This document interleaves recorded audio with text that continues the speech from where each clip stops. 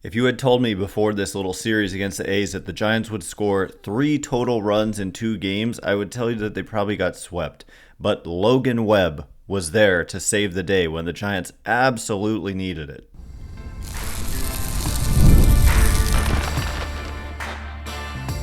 You are Locked On Giants, your daily San Francisco Giants podcast. Part of the Locked On Podcast Network, your team every day. Hello and welcome to Locked On Giants, part of the Locked On Podcast Network, where it's your team every day. My name is Ben Kaspick, and on the show we provide daily episodes Monday through Friday, talking about the San Francisco Giants in a way that's data-driven and rational, but also simple, passionate, and accessible to all. I'm a former contributor for the baseball statistics and analysis websites Beyond the Box Score and RotoGraphs. I've been podcasting about the Giants since 2015, been hosting this show for over 5 years, and I'm a lifelong Giants fan. Thank you for making Locked On Giants your first listen every day. We're free and available wherever you get your podcasts, including YouTube, so check us out there if you have not already, and please hit that subscribe button wherever it is that you're following the show. Today's episode is brought to you by Game Time. Download the Game Time app, create an account, and use code LOCKEDONMLB, all lowercase, actually no, it's not all lowercase, for $20 off your first purchase. Terms apply. And coming up on today's show, like I said, if you had told me the Giants were going to score 3 runs in 2 games against the A's, 1.5 runs a game, I would tell you very, very likely are they going to get swept. But instead, they score 1 run last night, and they managed to win the game thanks to a complete game shutout by their ace, Logan Webb, who goes 9 innings, strikes out 6, 1 walk, 5 hits allowed, and obviously no runs in a game that lasted an hour and 55 minutes. So Giants offense let Ross Stripling pitch way too well. He didn't strike out a single batter, yet only allowed 1 run as he pitched into the 6th inning and got 2 outs in the 6th. So we'll get into the offense slumping later, but the Giants made a clear statement with their trade deadline approach, and that statement was, we are going to bank on our starting pitching to carry us to hopefully recovering from this hole we've put ourselves in the standings and make the playoffs. And so they absolutely needed, like, one of the main things they needed was for Logan Webb specifically to get back on track, because he had been struggling. Like, there's just no way around it. He had been struggling for a number of starts. It kind of started randomly, I think, in his last start before the All-Star break, and then it's basically it continued in the All-Star game when he allowed 3 runs in an inning, and then it's continued since the All-Star break. And so for Webb to go back, I know it's the Oakland A's. Actually, forget I know it's the Oakland A's. The Oakland A's are swinging the bats well, and their team weighted runs created plus is 102, which is above average. They've been an above average offensive team. They've got guys who hurt the Giants for sure in game 1. Lawrence, Butler, Brent Rooker among them. And so I'm not going to knock the start. It's more like you got to get to the A's pitching, which the Giants didn't do. But yeah, I mean, Logan Webb, absolutely critical for this team, along with the entire starting staff. Now that the band is compiled, finally, Robbie Ray is back and Blake Snell is pitching like Blake Snell, and they need Logan Webb to pitch like Logan Webb. Now, that being said, Robbie Ray didn't pitch as hoped in his first start at home as a San Francisco Giant, and that was kind of raining on the parade of the whole idea of what they did at the trade deadline, because they basically, like I said, I mean, not just figuratively or metaphorically or whatever, Farhan Zaidi said, I think we have the best starting rotation in baseball, which is quite a statement when you consider, if you look at pitchers who have started games for the Giants this year. I know they've used some openers, but in terms of just pitchers who have started games this year, the Giants rank 23rd in FanGraphs wins above replacement, which relies on fielding independent pitching, not ERA, and their ERA is significantly worse than their fielding independent pitching. So the Giants' starting pitchers, whether it's a reliever or not, this season are 19th in earned run average, despite the fact that they play half their games in pitcher-friendly Oracle Park. So I'm not saying he's wrong. I think that their rotation is very good on paper when you look at it when it's at full strength, with Logan Webb, Blake Snell, Robbie Ray, Kyle Harrison, and Hayden Birdsong. That has the makings of, I'd have to look, I don't know if I'd call it the best rotation in baseball, but it's up there for sure, especially if you've got your ace, Logan Webb, pitching like he can, and you've got Blake Snell pitching like he can, which is what, as we've seen, is like utterly dominant. And then Robbie Ray being better than what we saw in his second start. As good as he was in his first start, it just wasn't his game in his second start. He allowed 3 home runs and just kind of got beat up a little bit by the Oakland A's. But for Webb, this lowers his ERA on the season to 3.49. Coming into the game, I think it was up at like 3.7 something because of let me just give you the numbers behind. I do believe it was his, he allowed 7 runs against the Blue Jays in his last start before the break. I'm not going to count, obviously, the All-Star game, but he allowed 3 runs in an inning there. So in his last 3 starts before this shutout, he had pitched 16 innings and allowed 15 runs. So almost a run per inning. So 8 walks, which is high for him in those 3 starts and just in 16 innings. And 2 home runs allowed, 25 hits allowed in 16 innings. And that's an ERA of 8.44. And so obviously he needed to get that under control, and he absolutely did on Wednesday night against the A's. And so if we go back so his season ERA coming into the game was 3.72, even though he had a fielding independent pitching of 2.96. So so he lowers the ERA from 3.72 to 3.49, and that is much more Logan Webb-like, and hopefully he can continue to do that and just dominate in the second half. He's got 144 and a third innings pitched, which I'm going to guess is, maybe first. Yes, number 1 in baseball with 144 and a third innings after he led Major League Baseball in innings last year. So he's their horse. He's their guy.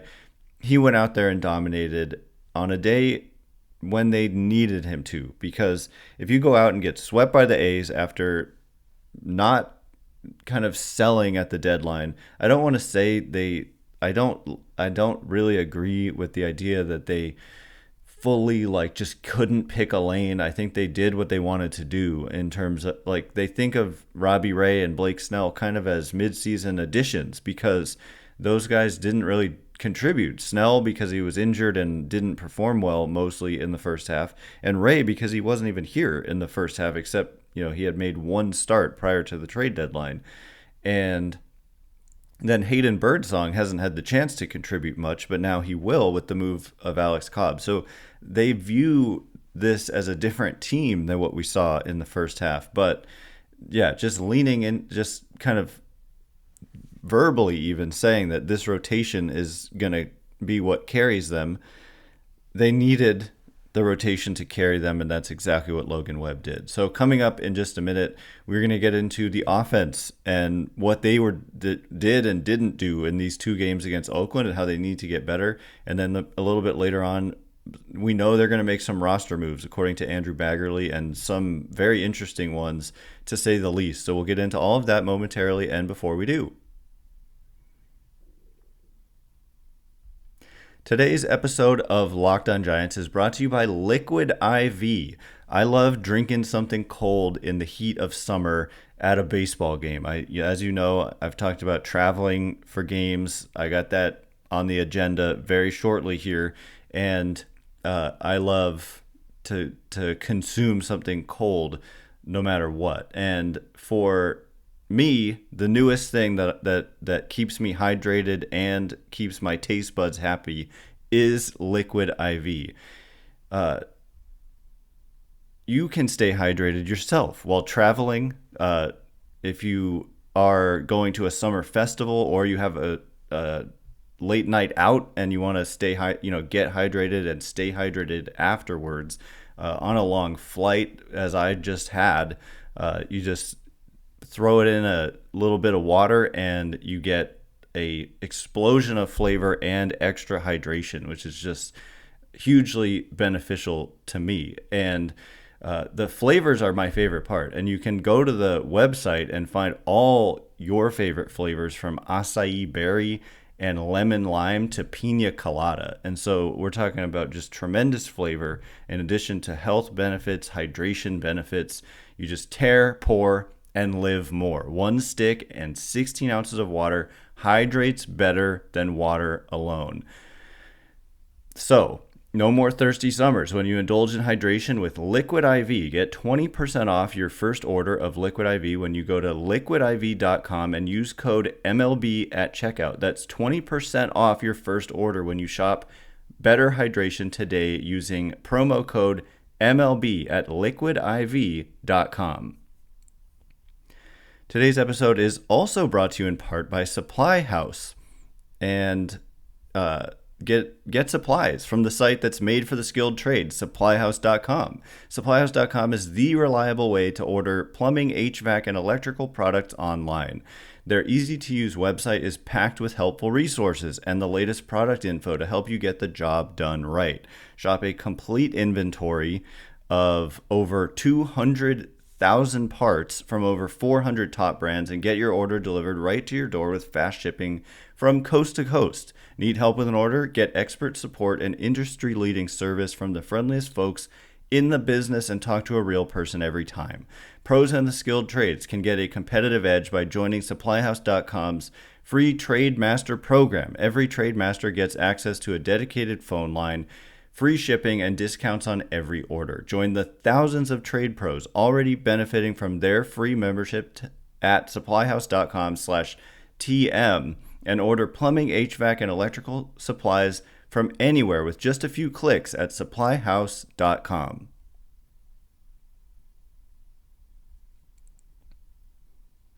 All right, here we go. We are going to get into the Giants' offense being not what it needs to be, mostly since the All-Star break. Thanks again for making Locked On Giants your first listen every day. Everydayers, tomorrow we are going to be doing a mailbag episode post-deadline. I think there's a lot of people who aren't happy with the Giants' trade deadline moves and non-moves, and we'll address your questions. Maybe you are. Maybe it's just a vocal minority. I don't know. But I think, if you read the beat writers and whatnot, I don't think anyone's too worked up about what they did and didn't do. It kind of made sense to me they were far enough out that making major additions, which by the way, there weren't that many impact additions made by other teams, didn't necessarily make sense. Going for it all, trading top prospects. Because if you miss out, you really miss out. And then also selling when you're they were 4 games out of a wild card spot, and they just felt good about their pitching where it was. So anyway, look out for that tomorrow. Are you watching Fox Sports or ESPN on your TV all day? Have to turn down the volume with all that shouting? Make the switch to Locked On Sports today, a free 24/7 sports streaming channel program for you every day to bring you the biggest stories without all the screaming. Locked On Sports Today brings you can't-miss analysis, opinions, and news, streaming 24/7 on YouTube or the free Amazon Fire TV channels app, part of the Locked On Podcast Network, your team every day. Also, a reminder, you can catch every pitch of the Giants' hometown broadcast with SiriusXM. Just download the SXM app and search the word Giants. So the offense overall, I spent a lot of time on Twitter over the last few days because of the trade deadline, and too much time on Twitter. And I ended up responding to a bunch of comments about the offense, just pointing out simply statistically that, look, I get it. There are a number of ways you can look at this, and there are certain things I just don't do because it's not really how I view the game.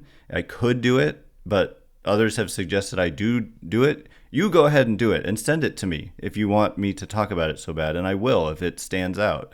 But like, how many times have they scored 3 runs or less? And you may point that out, and then I would say, well, what's the average? What is the average for teams? And the Giants' record is below 500, so I would expect them to probably be a little worse than average at that. Although I will continue to beat the drum of their pitching has more been run. Their problem has more been pitching and run prevention than it has been offense. Now, the reason I talk about it in this way is I believe in like context neutral offensive analysis. I don't really believe that, and this is like the data, large scale bears this out time and time again, that a team that does well in like clutch situations one year, or a player that does well one year, it's not predictive of them doing well in another year. There are some exceptions, like there are some players who really do just seem to have that quote unquote clutch gene or whatever. But like I tweeted out, somebody asked, I'll give you the answer if I feel like it and have the time. What are their, and if you ask nicely also, numbers in different situations, and so I did their performance with nobody on base, their performance with runners on base, and their performance with runners in scoring position, which is something I don't often talk about, runners in scoring position, because if you're on first, you could score on a double. If you're at home plate, you could score on a home run, so I don't really quite get the obsession with quote unquote scoring position when it's not the only way to score. And it's like, obviously, if you do really well with runners in scoring position, you're probably going to do really well at scoring runs. But you also, first of all, have to get on base. And secondly, you, I guess what I was going to say is that it's not predictive. Like, it's just not something that carries over year after year.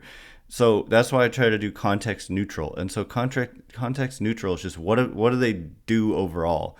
Like, isolate it, just like pick a random at bat from the season, and what have the results been? And the results are, if you pick a random at bat from the season, like totally completely random, like computer generated random, they're likely to, they're going to be 3% above average. I mean, that's not really correct to say that one at bat. If you take a large enough sample of at bats, they're going to be 3% above average, because overall in the season, by weighted runs created plus, they've been 3% above average. And we break it down frequently on this show. Their batting average is like league average. Their on-base percentage is a little better than league average. Their slugging is a little worse than league average, but they play in a pitcher-friendly park half their games. And weighted runs created plus adjusts for park effects that are properly adjusted. And so anyway, the Giants offense has been better than league average. And then I broke it down in simpler terms. It's translated to overall an above average number of runs per game. And this was before the 2 games against the A's. So I don't know if that has, it's obviously gone down, but I don't know if they're now not below or above average in runs per game. I'm pulling it up right this second. Giants are actually now slightly below league average. The league average number of runs per game is 4.41, and the Giants are at 4.36. So 0.05 runs per game worse than Major League average. Okay, the team closest to them is this team they're about to play, the Cincinnati Reds, and so this is where it's important to point out park effects. If you play half your games in Cincinnati, which is one of the most hitter-friendly parks in baseball, if not the most, it's right up there with Coors if you look at some park effects numbers, and you're scoring about the same number of runs per game as the San Francisco Giants, who has the better offense? It's the Giants.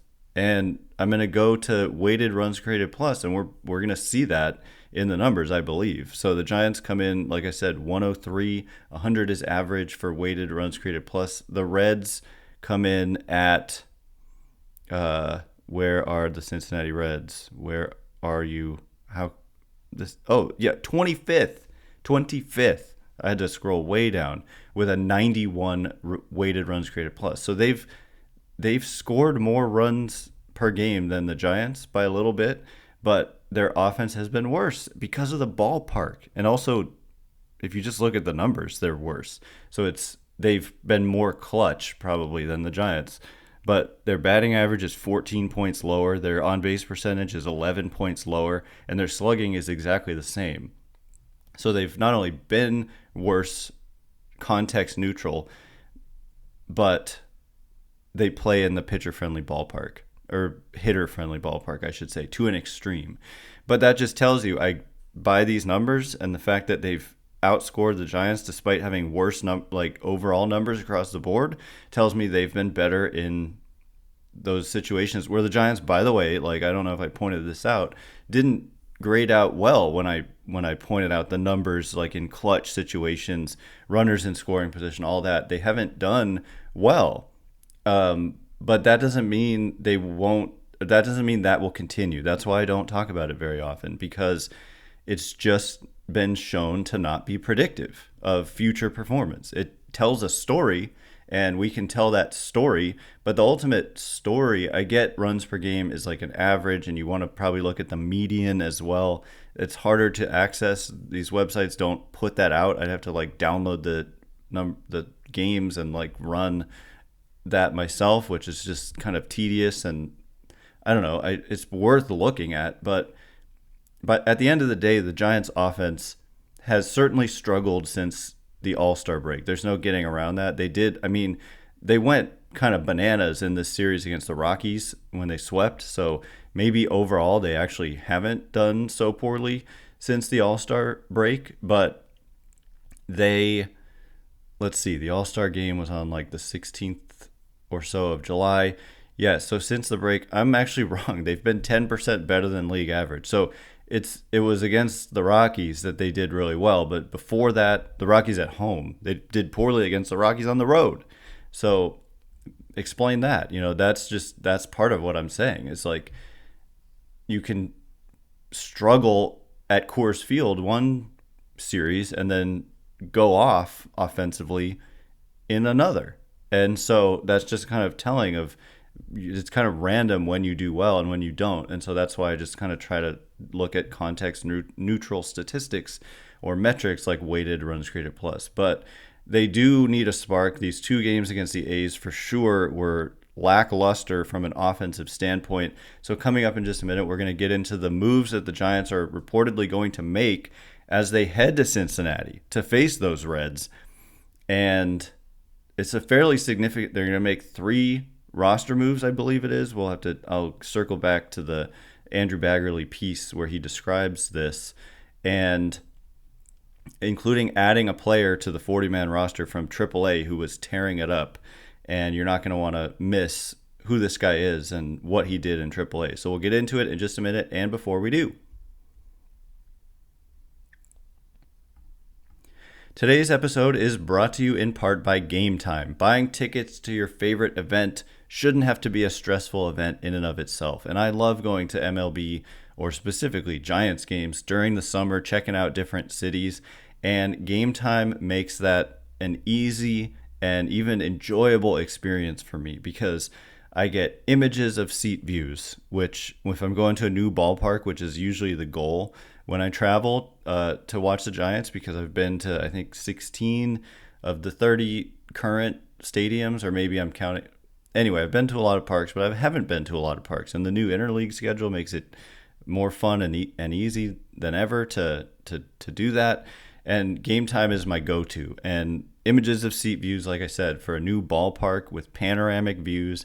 And then the Game Time guarantee makes it stress-free for me, because if you find tickets in the same section and row for less, Game Time will just credit you 110% of the difference. So take the guesswork out of buying MLB tickets with Game Time. Download the Game Time app, create an account, and use code LOCKEDONMLB for $20 off your first purchase. Terms apply. Again, create an account and redeem code LOCKEDONMLB for $20 off. Download Game Time today. Last minute tickets, lowest price guaranteed. All right, as promised, we're going to get into the roster moves that the Giants are going to make ahead of their series opener. This is big. This is a big road trip because time is winding down. There aren't that many. It's funny. The All-Star break comes and goes, and it's like, okay, halfway. We call it like the first half and the second half, but they've played 110 games, so there's only 52 remaining, which is not even a third of the season. So they've played more than 2/3 of the season, and the Giants are currently 4.5 games out of a wild card spot. They did fall to 5 back after their first loss in this A's series, but they picked up half a game last night, and a lot of the teams ahead of them playing well. The Padres are 9-1 in their last 10 games. The Braves have won a couple games in a row. Thankfully, the Mets lost a game. Seems like they haven't been doing any of that either.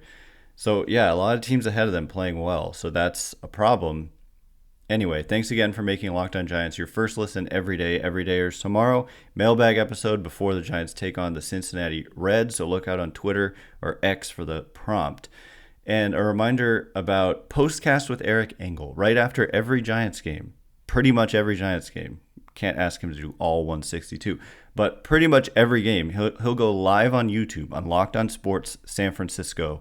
And so check that out right now. Go subscribe, hit the notification bell button so that you'll get notified when he goes live, which is all the time. And that's instant reaction to the games. And it's just an additional thing we bring you here at Locked On Giants. And that feed goes on our podcast feed, just not on the YouTube channel because it has its own YouTube channel. So anyway, check that out for sure.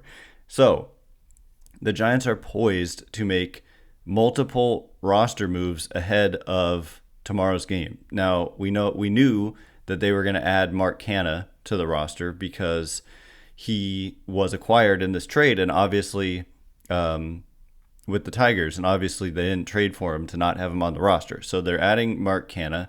They're also facing a left-handed pitcher, so Canha will probably be in the lineup, probably at first base would be my guess, especially because of who Andrew Baggerly points out will not be on the roster. So they're going to add Mark Canha. Sean Jelly is going to come off the bereavement list, and they're going to add Gerard Encarnacion to the Major League roster. And Gerard Encarnacion deserves a talking about because of what he's done. People have written me some questions about him and his performance in AAA, and it's definitely time to talk about it now. But before we get into him, because he'll be the kind of big picture final thing we get into, Andrew Baggerly writes that David Villar, Blake Sable, and outfielder Derek Hill have been informed that they will not be on the roster Friday. And so Hill, as Baggerly writes, is likely to get designated for assignment if it hasn't happened already, with VR and Sable being optioned. And so I really thought like the Canha move is like an upgrade on David VR. And I get like giving playing time to young players, but VR has just really struggled. And this is a team trying to win, and VR, they probably don't have a ton of confidence that he's going to perform. We haven't really seen it. And Canha's more of a proven performer. Even this year when the numbers are overall mediocre, he's still been amazing against left-handed pitching. And in his career, he doesn't really have platoon splits that are major.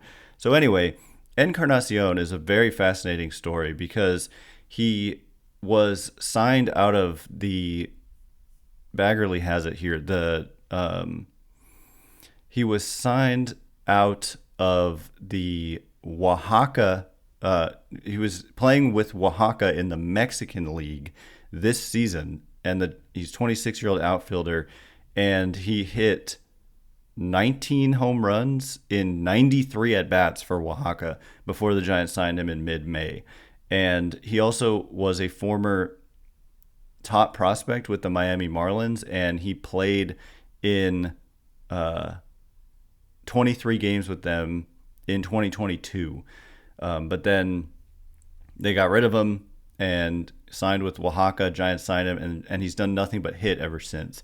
He's hit .352 with a .438 on base and .616 slugging for AAA Sacramento in 33 games. And notably, like, his strikeout rate is just 24%, whereas the last time he was in AAA was with the Marlins last year. He struck out almost 40% of the time. So he hasn't cut it in half, but it's not that far away from cutting it in half.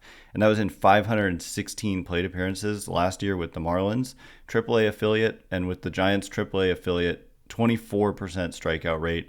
He's always had a tendency to draw walks in the minors, or at least kind of in the last several years when he was in American professional baseball. And yeah, I mean, he's just been a monster. He's been a monster down there, and the Giants are going to give him a shot. I don't know how long the stay will be.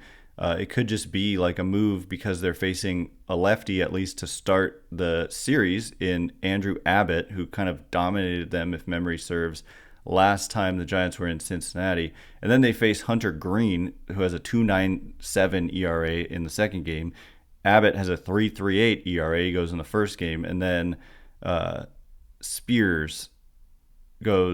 Carson Spears, or Spires, I'm actually not sure how to pronounce his name, with a 3.46 ERA, goes in the third game. So the Giants will not get any breaks here and going to be facing some tough pitching against the Reds. So you're going to have to score, and so they're hoping that Canna and Encarnacion can do that. And yeah, it'll be interesting to see where he plays. He has played in AAA. He has played 10 games at DH. He has played 12 games in right field and 7 games in left field. So outfield / DH. So I wouldn't be surprised. I would expect him to probably play outfield and Canna to play first, or you could see him DH and Canna could play left, but who knows? We'll just have to wait and see exactly what they do once they activate Encarnacion. But it will require a 40-man move, and that's probably going to be a DFA of Hill, who we hardly knew Derek Hill. But yeah, so that's going to happen, and they're going to load up on righties going into Cincinnati. Anyway, that is all the time we have for today. Thanks again for making Locked On Giants your first listen every day. Everydayers Mailbag show tomorrow post-trade deadline. It's going to probably be a little heated, maybe. I don't know. We'll see. Feel free to submit your questions. I'll consider each and every one of them. Thanks again for I just said that. Once again, my name is Ben Kaspick. Check me out on X at Ben Kaspick. Kaspick. If you like this show, please consider rating it or leaving a review. It helps me out tremendously. So thank you in advance, and thanks to everyone who's done so already. I can't wait to be with you again tomorrow. Thanks again for listening today. You are now Locked On Giants.